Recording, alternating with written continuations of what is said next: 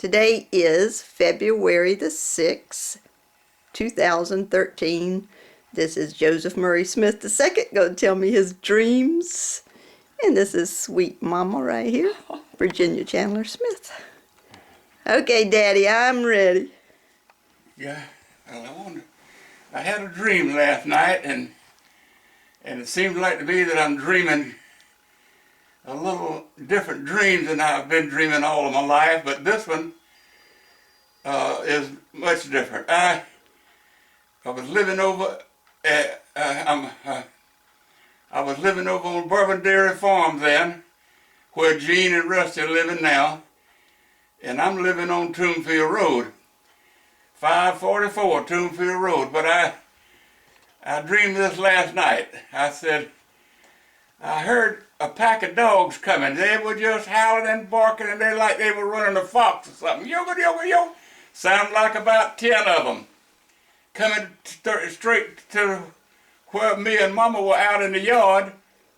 And we had built a fire out there, and Mama had put on a pot of gravy.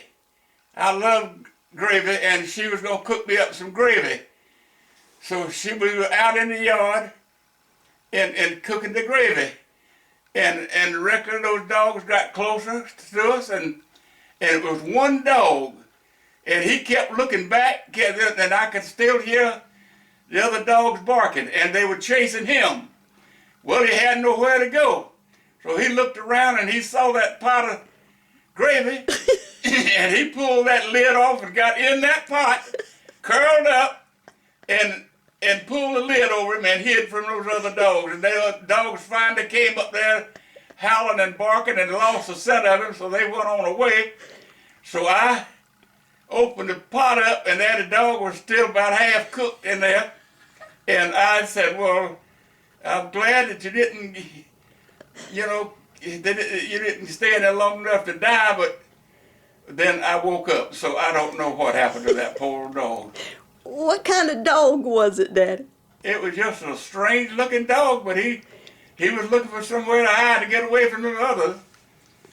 And he just did exactly what I said, and he just got away, got hid in that pot.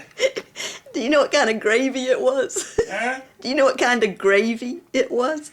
Well, it had to be chicken gravy because that's all I like. So, chicken gravy, I guess. I told him that was a hot dog story. Oh, hot dog. Say it again, Mama. I said that was a hot dog story. That's a good one. I hope my die. Now, I can tell you another one. Yeah, I want to hear that other one. Well, this has been a week ago. I dreamed this dream that I had gotten down to my last penny, so to speak. But anyway, I had opened up a little business up on 521 above Dusty Bend. And I was going to sell, little things like corn and hay and whatever I could grow on the farm, and raising chickens and eggs and stuff like that. Well, I started out and finally got my little place built and all, and so I walked in. I was hungry. I wanted some chicken to eat, and I had one chicken left in a box inside of the building, and I walked in and it was a white chicken, white. And I used to raise white chickens, but anyway, the chicken was white, and I picked him up, I got him out of the box and carried him to the front door, and he scrambled out of my hands and jumped down on the ground and started running toward the highway. And here come an 18-wheeler bearing down, and by the time the chicken got to the highway, the 18-wheeler saw him and slowed down for him to go under the truck to keep from killing him. So he went under the truck and went on the other side and came out on the other side and went over a railroad track. And I haven't seen that chicken since. He's gone.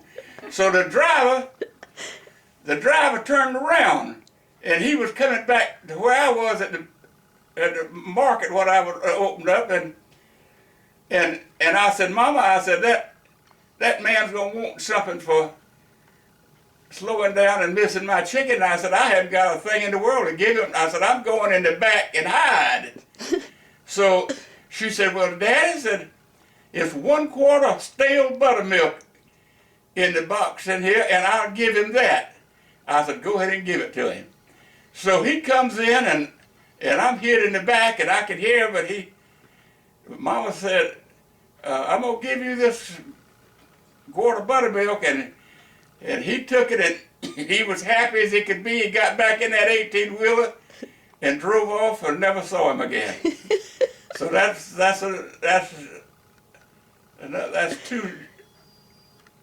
two dreams. That's good, Daddy. But I hope it'll make somebody laugh. Oh, it will. And I hope you dream plenty more so I can keep recording them. But I'm not doing too good, but I'm still here. Well, that's what counts. Not doing too good, but still here. How old are you? I'm almost 90 years old. We'll be on the 5th of May. And I'm trying to make it to then so I can see all of my children one more time. I don't know. Am I still on tape? Yes, sir. You want me to cut off? No. Okay. I just say I got my yard raked and yesterday got all the leaves out of it. A black guy, Hazel Robinson, he's a wonderful person. God bless him. And he's a good Christian soul, and he fixed my yard up exactly like I wanted it. And I got some more to do in it, but I thank God I got that much done. Now I've got a tree I'm gonna cut down in the backyard, and the fellow's supposed to come Tuesday to cut it down. And I hope that'll work out all right. And then I won't be worried about my yard too much anymore. Well, I guess that's about all I'm gonna say. Bye. Wave at me. Wave at me. Wave? I didn't know I was gonna move it. Lord.